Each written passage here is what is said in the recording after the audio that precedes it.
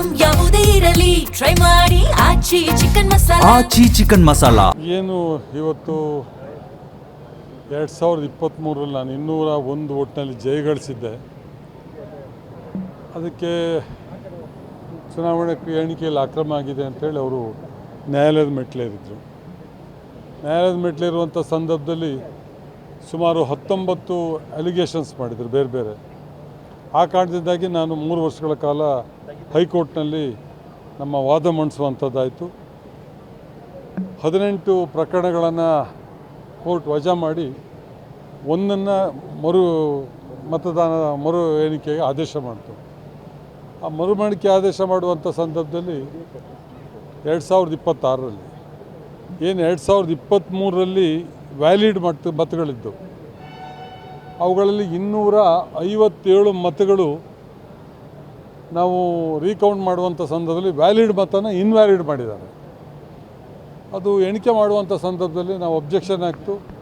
ಜೊತೆಗೆ strong room open ಮಾಡುವಂಥ ಸಂದರ್ಭದಲ್ಲೂ ಕೂಡ ಅಲ್ಲೂ ಕೂಡ ಟ್ರಂಕ್ಗಳೆಲ್ಲ ಡ್ಯಾಮೇಜ್ ಆಗಿದ್ದು ಸುಮಾರು ಒಂದು 7-8 ಟ್ರಂಕ್ಗಳು. ಅದನ್ನು ನಾವು ಏನು ಚುನಾವಣೆ ವೀಕ್ಷಕರು, ರಿಟರ್ನಿಂಗ್ ಆಫೀಸರು, ಜಿಲ್ಲಾಧಿಕಾರಿಗಳು, AROCಗೆ ನಾವು ಕಂಪ್ಲೇಂಟ್ ಮಾಡಿದ್ವಿ.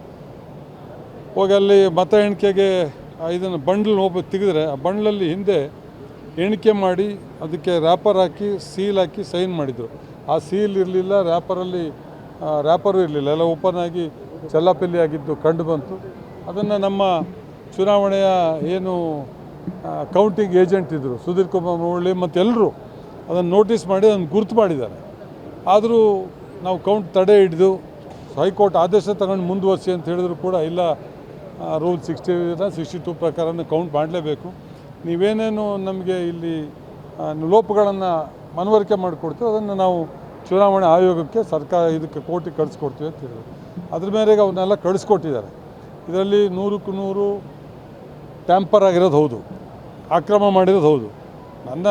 ನಾನು ಇದ್ರ ಮೇಲೆ ಏನು ನಮ್ಮ 201 ಮತ ಕಡಿಮೆಗೆ 50 ಮತಗಳಲ್ಲಿ ಅವ್ರು ಗೆದ್ದು ಅಂತ ಘೋಷಣೆ ಮಾಡಿದರು. ಅದ್ರ ವಿರುದ್ಧ ನಾನು ಸುಪ್ರೀಂ ಕೋರ್ಟ್ಗೆ ಅನಿವಾರ್ಯವಾಗಿ ಹೋಗಬೇಕಾಗಿ ಬಂತು. ಸುಪ್ರೀಂ ಕೋರ್ಟ್ ನ್ಯಾಯ ಕೊಟ್ಟಿದೆ, ಇವತ್ತು ಸಂವಿಧಾನವನ್ನು ಎತ್ತಿಡಿದಿದೆ.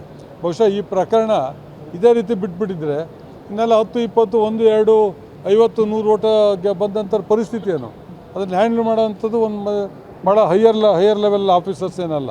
ಈ ಮಧ್ಯಮ ವರ್ಗದ ಅಧಿಕಾರಿಗಳು ಅಂದರೆ ಮಧ್ಯಮ ಸ್ಕೇಲ್ ಅಧಿಕಾರಿಗಳು ಅವ್ರಿಗೆ ಬೇರೆ ಬೇರೆ ಅಂಶ ಒಡ್ಡು ಏನು ಬೇಕಾದ್ರೂ ಮಾಡ್ಬೋದು. ಇದು ಅಂದರೆ 100ಕ್ಕೆ 100 ಟ್ಯಾಂಪರ್ ಆಗಿದೆ.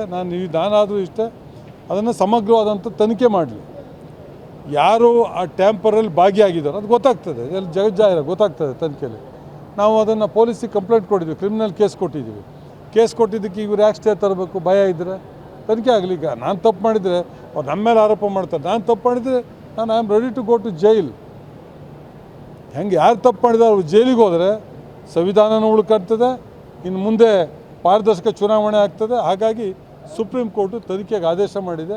ನಾನು ಏನು ಶಾಸಕನಾಗಿದ್ದು ಹಿಂದೆ ಅದನ್ನು ನನ್ನ ಶಾಸಕ ಸ್ಥಾನನ ಮುಂದುವರಿಸುವಂಥ ಆದೇಶ ಮಾಡಿದೆ. ಅದುವರೆ ನಾನು ಏನು ನಿನ್ನೆ ಸಾಯಂಕಾಲ ನ್ಯಾಯಾಲಯದಿಂದ 4 ಗಂಟೆಗೆ ಆದೇಶ ಹೊರಗೆ ಬಿತ್ತು, ಅಲ್ಲಿಂದ ನಾನು ಶಾಸಕನಾಗಿ ಮುಂದುವರೆದಿದ್ದೀನಿ ಸುಪ್ರೀಂ ಕೋರ್ಟ್ ಆದೇಶದ ಪ್ರಕಾರ.